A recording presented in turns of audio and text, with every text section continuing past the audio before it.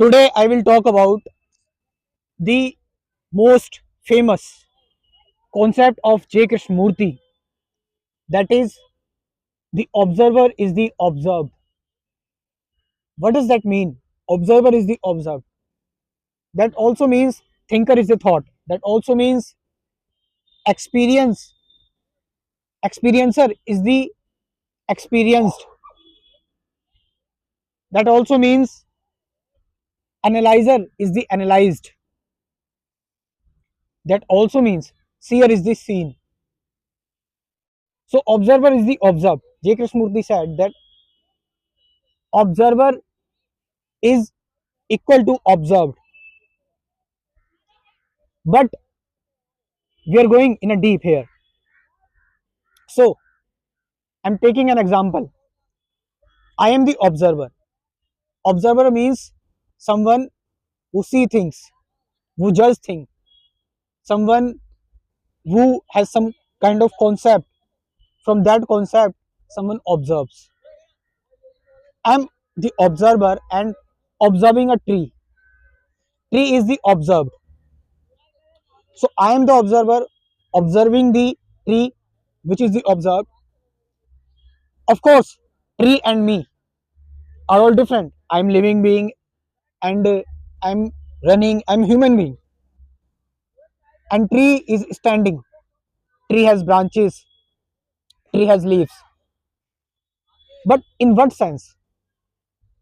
Actually, factually, tree and me are not different. But at the psychological level, at the concept level, what knowledge I have about tree in my mind, I am seeing that knowledge in the tree, that it's a tree, its botanical information, whatever its color, we are seeing all that. All these things we are seeing in tree is inside our mind, is in our brain, is all conditioned, is all programmed. So I am the observer who has some kind of story in me, who is judging things, is not seeing tree fresh, but seeing the concept of the tree, seeing the the color of the tree, seeing the information of the tree. So both are in my mind, because I have learned about tree, the colors of the trees and flowers. It's all information, whether it's mango or banana. It's all I have learned. And so the thought inside my brain of tree is the observer. And what I observed about tree is also in my brain, is also in my concept. So both are stories. In this sense, observer is the observed. I can also give you another example, that I have a friend, and I have a friend. I met him recently after so many days, and I see him, and my friend is the observed and I am the observer.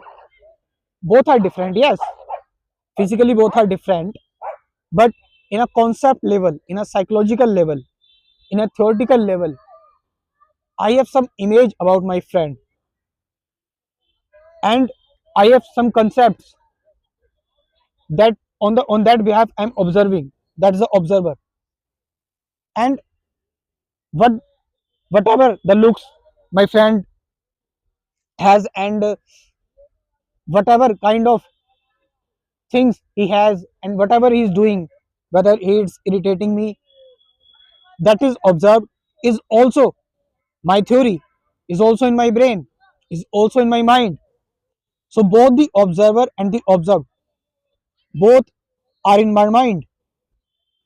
So here, in this level, in psychological level, information level, concept level, theoretical level, the observer is the observed. And both are old, because after all, it's all thoughts, information is old. It's knowledge is always old, not fresh. So what happens when we realize this fact, the observer is the observed? When we realize this fact, observer is the observed, then we see that I am just saying things from my knowledge, from my information stored in my brain, and when I see the observer is the observed, then I'm not saying anything from that conditioning. I came out of that matrix and saying things fresh as they actually are, not from any kind of concept. I have both observer and both observed in me, because the observer is also my conditioning, and the observed, whatever I am observing, the observed is also my conditioning, and both are in my brain, both are thoughts. So in this sense, observer is the observed. But when we realize this fact, and what happens, we see things without image, we see things without recording, we see things fresh. Then we don't judge things. Thoughts come, everything come, observer observed exist, but we are aware of that, and that is true meditation. If you can maintain observer is the observed all time, that's true meditation. At last, those who want to join my meditation course, I have prepared recently and preparing more videos, can join this course. The number over the screen is given. Thank you very much.